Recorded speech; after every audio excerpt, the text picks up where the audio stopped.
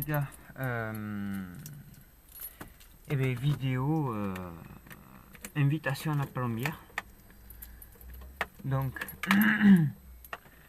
on est invité pareil, mais toujours pareil, on n'y a pas le doigt au cul, l'autre à l'oreille, une bonne bouteille, le gâteau, ça. Alors j'ai pris comme un fusil de Maverick, j'ai enlevé la lunette de hutte pour tirer dans les couloirs, pas pratique. Et pour avoir toutes mes chances, j'ai foutu du Magnum de chez Marie-Arme, du 6, 54 grammes. Oh merde. Putain, il y a un con qui s'est garé à côté, juste derrière moi. Putain, puis moi j'ai pas la direction assistée quoi. Quel enculé d'aller coller là.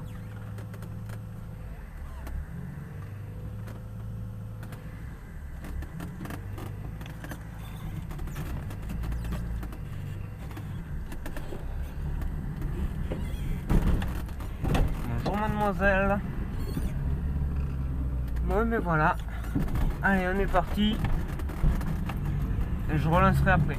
Nous partons à la rencontre de deux passionnés de chasse, le couple, le mari et la femme, qui ont bâti eux-mêmes de leurs propres mains une très belle palombière. Ils ont eu commencé donc cette installation en 1981. Elle dispose de plus de 1 km de couloir, 4 sols et 31 apôts. Cette palombière était à l'époque divisée en deux parties avec deux postes de chasse séparés. Hélas maintenant, se faisant un petit peu plus âgé peut-être, ils restent ensemble tous les deux sur le poste principal en espérant pouvoir jouer les palombes, les attirer et bien sûr les faire descendre sur les sols. Donc je vais vous partager avec moi cette partie de chasse traditionnelle à la palombe dans le but bien sûr d'en faire au filet.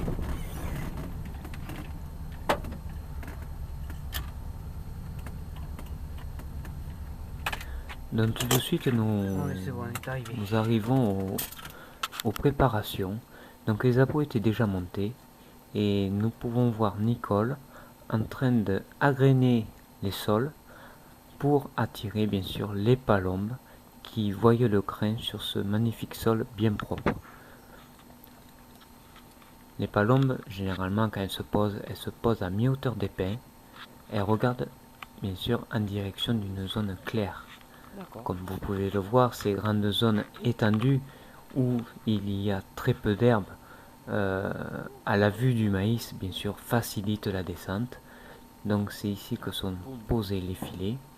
Et il y a comme on dit par chez nous, des pioques. Donc c'est des petits tunnels faits de grillage où ils lâchent quelques palombes ou des pigeons, ça dépend de certaines chasses, qui vont courir le long de ce petit tunnel grillagé. Et bien sûr les palombes sont attirées par le mouvement de leur conjointe au sol. Donc ici nous sommes quand même réservés sur une chasse dans les pins. Il y a quand même un peu de chêne.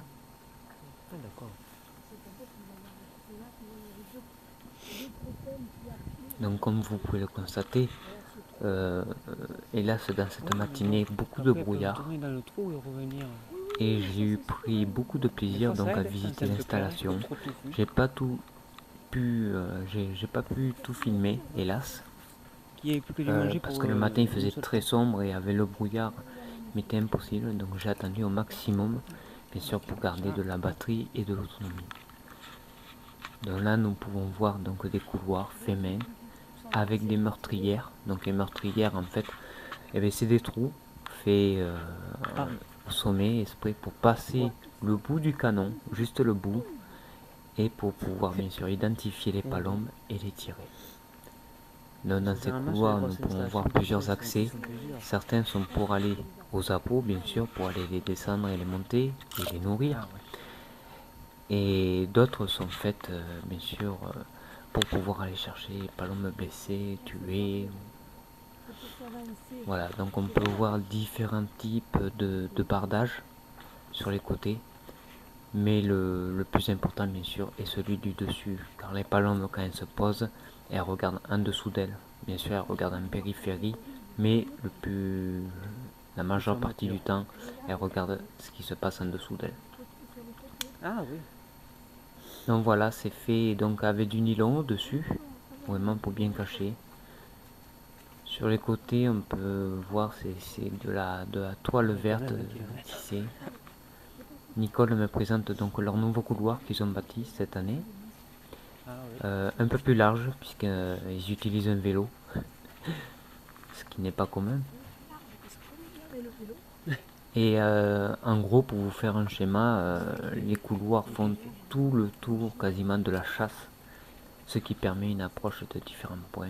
Donc sur votre gauche, vous pouvez voir le levier, la barre là, voilà, qui permet d'actionner donc le filet qui est en bout. Et là, je me suis pas trop approché, on peut pas trop le filmer.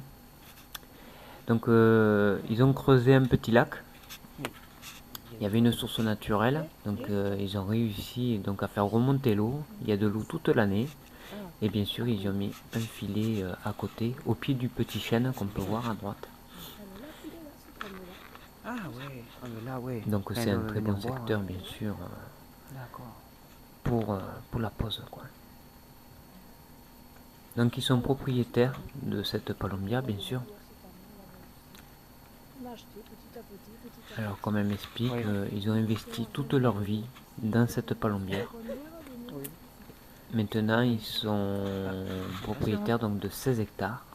Ils sont chez eux, autonomes. Après, ils font tout seuls.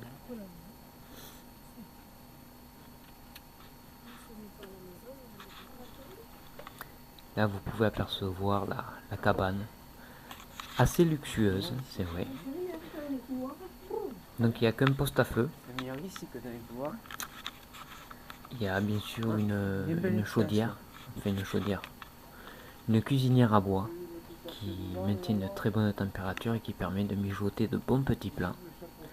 Et vous pouvez voir la palombe espion qui est sur la gauche dans une petite cage. En gros, dès qu'elle s'affole, elle permet de signaler le passage d'oiseaux. J'ai même pas besoin de regarder. Voici maintenant une vue un peu à 180 degrés où on peut bien voir l'espion en haut de sa cage. On peut contempler le travail réalisé sur ces couloirs. J'ai pas filmé l'autre poste. Alors dans ce cas de figure là, c'était au petit matin. Il s'était posé une palombe sur le pin tordu. Nicole était partie donc avec son Benelli équipé d'un point rouge et de cartouches NSI en 38 grammes. Elle est partie faire la palombe au fusil puisqu'il n'y en avait qu'une. Et en fait je me suis aperçu au moment que la palombe a sautillé sur l'autre pin à côté. Et donc après je vais aller la rejoindre pour lui avertir, car c'est vrai que c'est vraiment pas évident. Surtout quand on s'attend à voir une palombe à tel pin et en fait qu'entre temps elle a changé d'arbre. Alors ça c'est ce qui est de plus difficile. Donc un brouillard qui s'est dissipé quand même sur les coups de 13h30 qui, on peut dire, ça nous a tué la journée. Le passage a commencé vers 16h30 pendant un quart d'heure, 20 minutes. Et après plus grand chose quoi, quelques palombes qui sont arrivées comme ci comme ça. Ils ont eu joué quand même pendant la journée. Ils ont essayé d'en faire descendre, donc vous allez voir comment ils font pour essayer de faire descendre les palombes. Non, ça c'est ce qui est de plus magnifique dans la chasse de la palombe, c'est ces paysages, ces odeurs, le brouillard, l'odeur du bois, de la forêt, l'odeur de la palombière. Une palombière, c'est une odeur spécifique. C'est un mélange d'odeurs de nourriture pour palombes ou pigeons, le crépitement du bois dans la cuisinière, les plats qui mijotent aussi. C'est l'odeur de la vie, j'ai envie de dire, du bon temps, et prendre son temps. Vraiment profiter, on se déconnecte de tout, d'internet, des téléphones, et on se donne qu'à la chasse. Et ça, c'est vraiment ce qu'il y a de plus beau.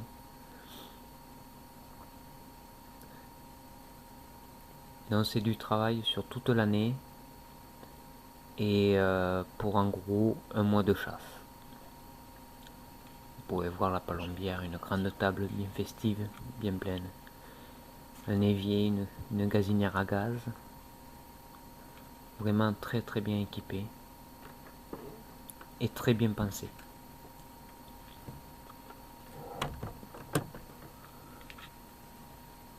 J'avance un peu, parce qu'il y a tellement de couloirs que c'est un peu long. Je rejoins Nicole et je lui montre où c'est qu'est la palombe.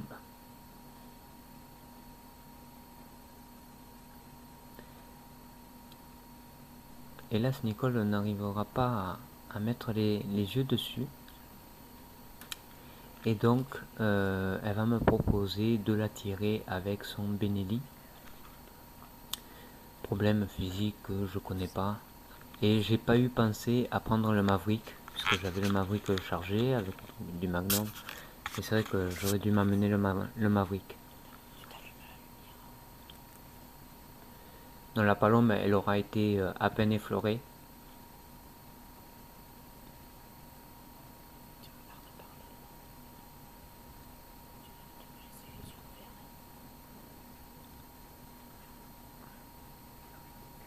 Elle m'explique l'utilisation donc de son point rouge. Alors en point rouge, il me semble que c'est un docteur.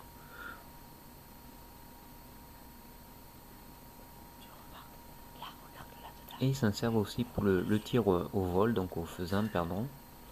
Ce qui leur permet de tirer les deux. Dans la palombe, on a eu pensé que elle était touchée, qu'elle est tombée un peu plus loin. Hélas, il n'en était rien.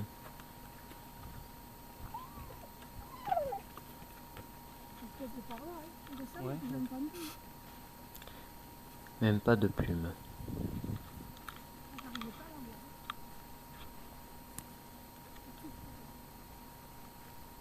Sur la gauche.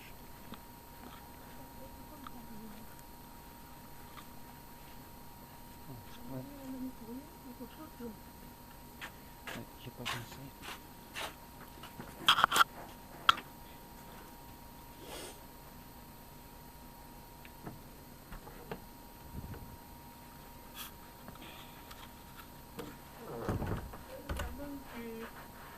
C'est moi qui ai manqué. Vous pouvez voir le patron sur le poste à feu. Ouais, mais elle était... Moi j'étais là. Elle a fait ça et puis... Elle était cachée et... Dur à voir. Non, mais je te le charge. Là, oui. Tu n'avais pas porté ton fusil? Et non, parce que en fait j'étais là et j'ai vu la palombe. Tu as bien mis le point Ouais. dessus. Ouais. Elle a chargé, hein? Ouais, mais j'ai vu la palombe sauter sur la branche. Elle était masquée parce que je l'avais aperçue depuis Il fallait, il fallait venir mais chercher. oui, mais il n'y a pas pensé. On n'a pas Ouais. réalisé ça. Et donc je suis venu avertir pour dire qu'elle avait changé d'arbre en fait à la palombe. Et puis après pour la voir, c'était un peu dur. Elle était dans le mémoire à côté du 11. Oui, c'est ça. Après oui. Mais au début elle était sur le tordu. Ah bon, d'accord. J'ai attendu fermer la porte. C'est pour ça que je suis là. Donc là, nous pouvons voir que le brouillard s'est dissipé. Donc c'était vers 16h30. Et quelques palombes qui vont approcher.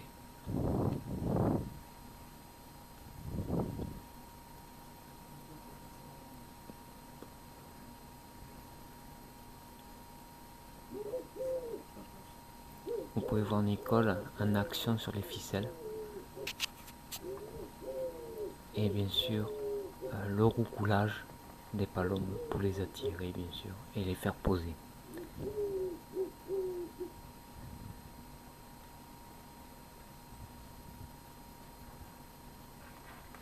Donc ils ont eu réussi à poser quelques palombes. Il me semble qu'au début, il y en avait au moins 6. Et les autres, après, elles ont coulé, elles sont parties. Il en restait plus qu'une. Et donc, ils m'ont proposé de la tirer, la dernière. Et là, par contre, j'ai pas fait la même erreur qu'au matin. J'ai eu pris le Mavic.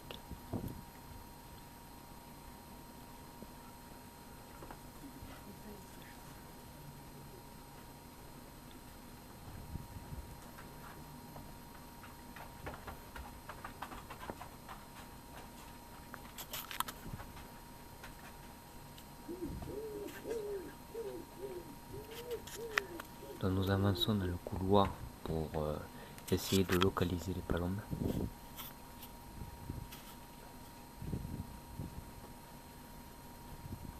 Vous pouvez voir le petit de Ina, petit Max, futur grand chasseur.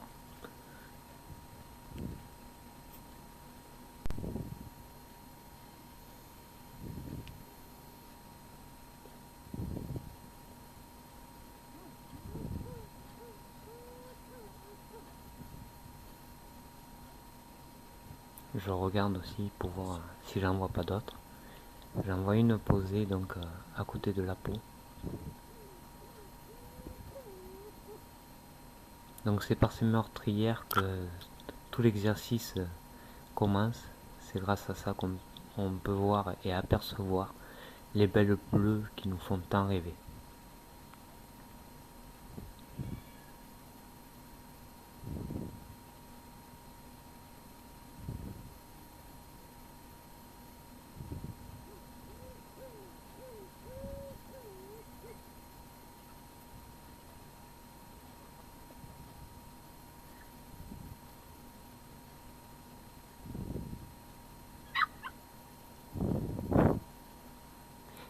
Elle ramène le petit Max dans la cabane parce que quand Nicole roucoule, il aboie.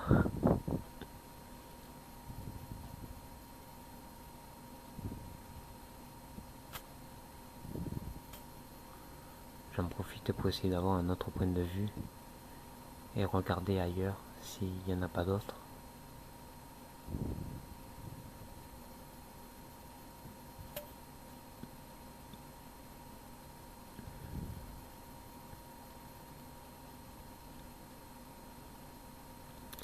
Alors chose pas simple pour moi, c'est que je tiens ma caméra à la main, ma mini caméra donc de chasse, et j'ai pas de j'ai pas d'écran pour voir ce que je filme, donc c'est un peu hasardeux et je suis désolé pour la qualité.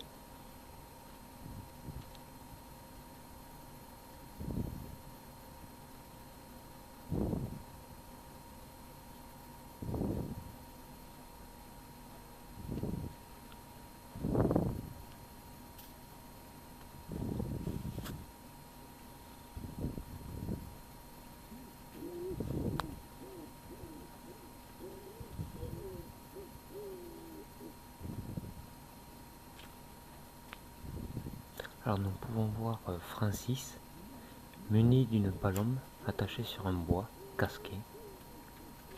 Il roucoule et en même temps, avec le bâton, il descend délicatement pour simuler une pose de palombe. Le sifflement produit en bout d'aile par une palombe opposée est bien spécifique.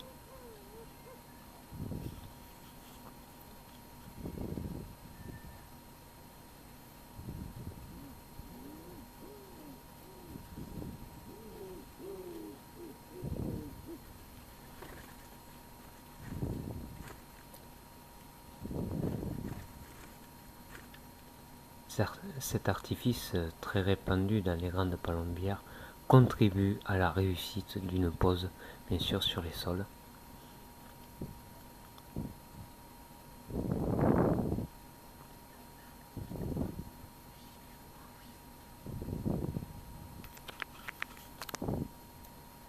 Et nous allons attendre comme ça pendant 20 minutes en espérant voir une palombe se poser sur le sol.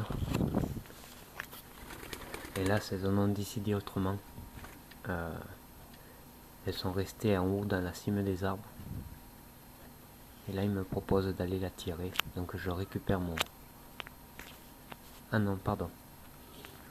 En fait, c'est Petit Max qui fait du bruit. Donc je vais vite le consoler. Pour éviter qu'il fasse fuir les palombes.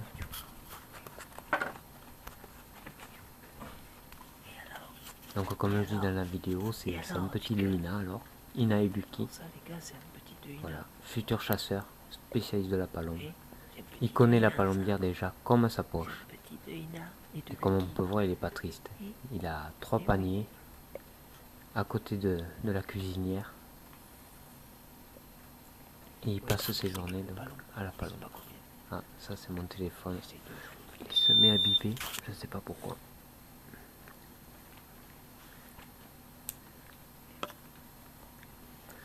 Donc là j'ai eu tiré la palombe restante avec le Maverick, donc avec la cartouche Magnum de Marianne, 1.6, 54 grammes.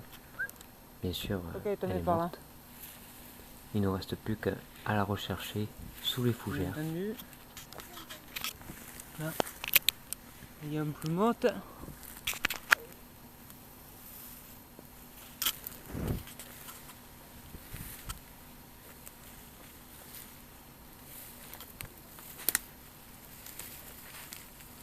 Où c'est qu'elle est? Je n'arrive pas à voir où c'est qu'elle est.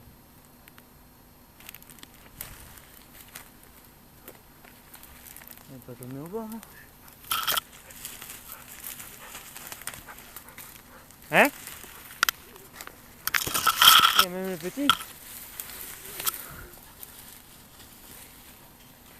Ah, il y a une plume là.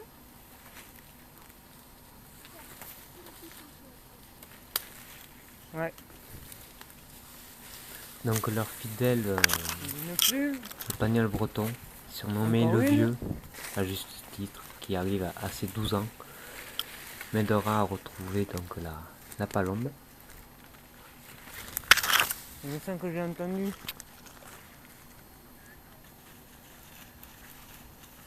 Voilà. Ah, ça y est. C'est bien. Tu donnes? Donc pour moi c'est Ah, la c'est première bien. palombe faite en palombière cette année. Donc je suis très content et très fier. Alors, Je remercie de m'avoir laissé la tirer. là, il est ici. Hop, il suit le gros.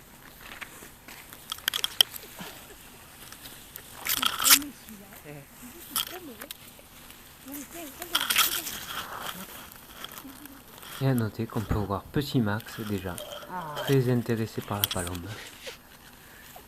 Et petit. Oh, ça c'est bon ça. Okay. Quand même, elle est tombée loin. Donc il nous suit de son propre chef à travers les grandes fougères. Les pignottes, ça risque rien. Là, un autre petit vol qui s'est posé, donc il devait être 18 heures. Petit vol d'une dizaine de palombes à peu près.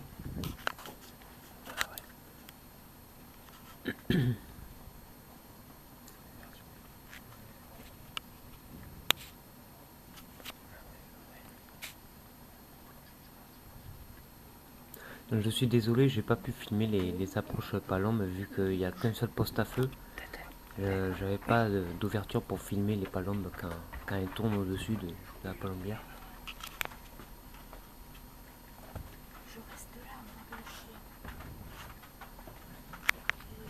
Donc là, la décision est prise de partir, de voir là où elles se sont posées. Donc dans l'objectif toujours d'essayer de les jouer donc au sol, mais on amène les fusils car si les palombes partent et qu'il en reste quelques-unes, faire une salve à plusieurs. Donc là on était 3. la chose qui se produisit, il y avait plusieurs palombes. Quelques-unes ont commencé à partir. Et la décision a été prise donc de les faire au fusil, celle qui est restée. Et il en restait plus que 2. Donc j'ai laissé bien sûr l'invité de l'après-midi tirer. Avec bien sûr Francis qui connaît mieux le bois que moi. Donc il y en aura une de tuée. Et la seconde blessée. Elle est tombée en coulant, comme on dit. On a trouvé des plumes un peu partout, mais impossible de poser les yeux dessus. Malgré le travail du chien, on n'a pas pu la retrouver. Alors, est-ce qu'elle s'est cachée ou est-ce qu'elle est tombée et elle s'est cachée dans un trou? On ne sait pas. On est resté pendant une demi-heure, 3/4 d'heure à la chercher. On a ratissé toute la zone, impossible de la retrouver. Donc là, on regarde combien il y a de palombes.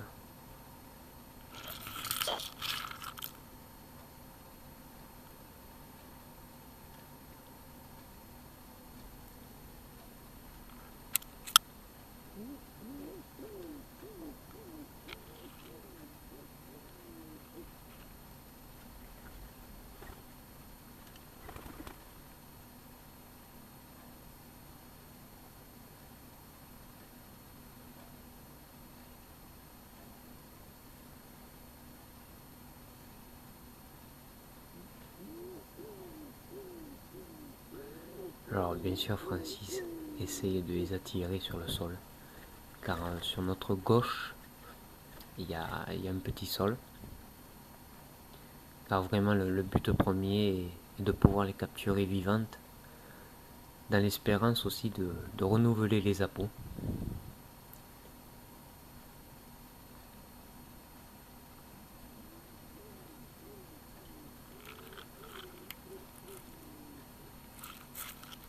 Là je regarde le sol à travers le petit trou.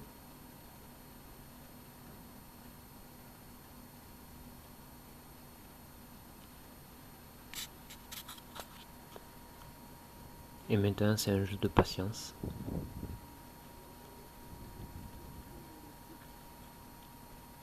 Donc après avoir attendu 1/4 d'heure, 20 minutes, on essaie de localiser les dernières palombes restantes.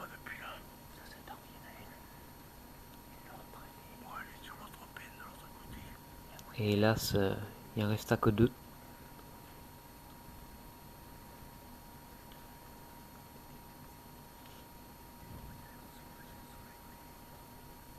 Donc là, Francis allume son point rouge.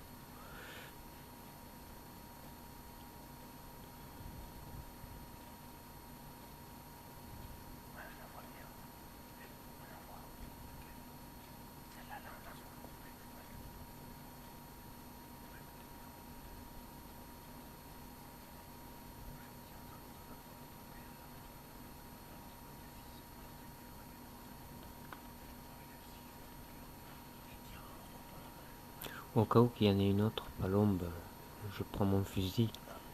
Mais il me semble bien qu'elle était partie, il y en avait une posée sous la peau.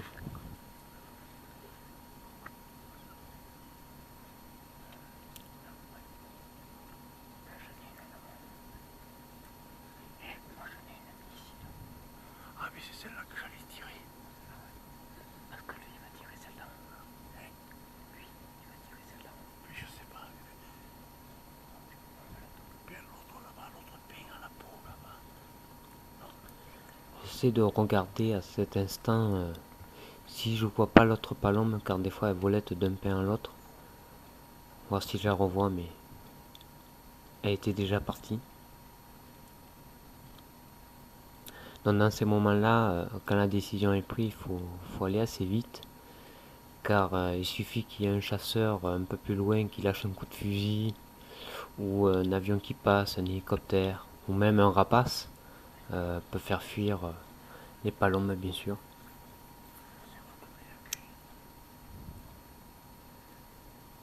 Je pose mon fusil, maintenant j'observe la scène. J'essaie d'avoir un petit angle de vue pour vous, mais comme je vois pas ce que je filme, c'est assez contraignant. Je pense qu'il faudrait que j'investisse.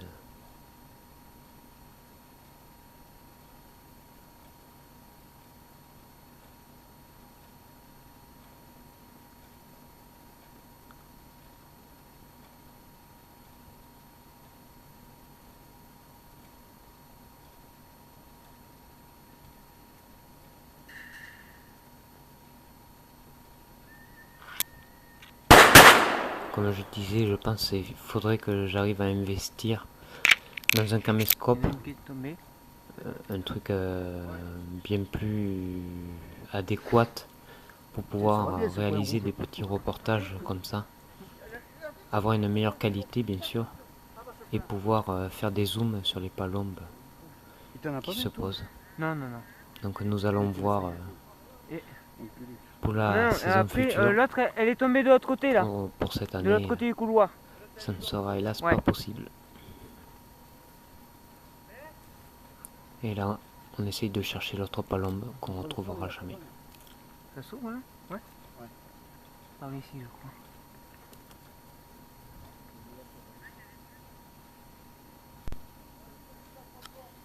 Parce que là, il y a des plumes.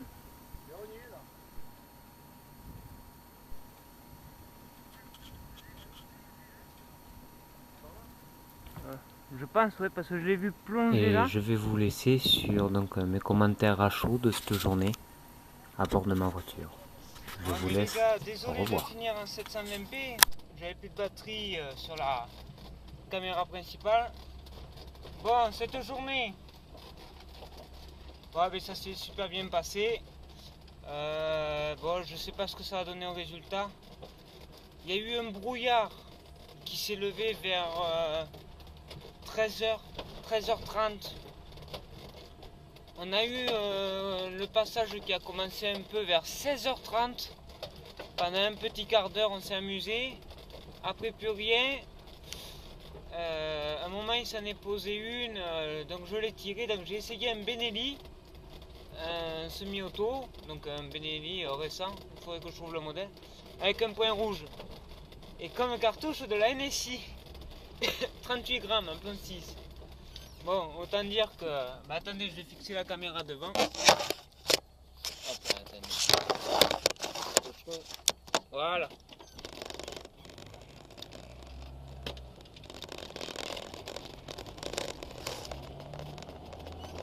Ouais, donc je disais de la NSI en 38 grammes.